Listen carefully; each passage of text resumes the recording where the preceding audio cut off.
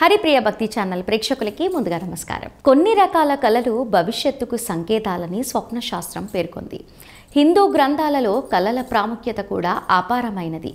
ఎందుకు అంటే వ్యక్తి భవిష్యత్తు ఈ కళతో ముడిపడి ఉంటాయి. నిద్రలో కళలు కనే వివిధ స్థాయిలు ఉన్నాయని స్వప్న శాస్త్రాలు పేర్కొన్నాయి. స్వప్న శాస్త్రం ప్రకారం కొన్ని కళలు చాలా శుభప్రదమైనవి.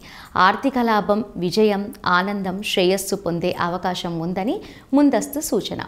కొన్నిసార్లు కళలు జీవిత చక్రాన్ని మార్చగలవు. ఏ కళలు అదృష్టాన్ని సూచిస్తాయో ఈరోజు మనం తెలుసుకుందాం.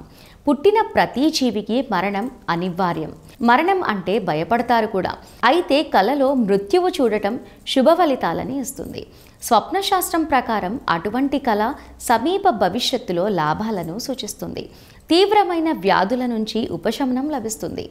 కళలో చనిపోయిన వ్యక్తిని చూడటం వేరువేరు అర్థాలను కలిగి ఉంటుంది.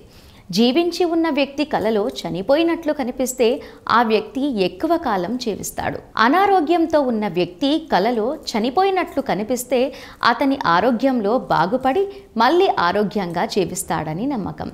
మరణించిన పూర్వీకులు వచ్చి కలలో ఆశీస్సులు ఇస్తే జీవితంలో సుఖ సంతోషాలు, ఐశ్వర్యం, అదృష్టాలు తిరిగి వస్తాయని, ఇలాంటి కళ వ్యక్తి భవిష్యత్తులో గొప్ప అవకాశాలను కూడా తెస్తుంది.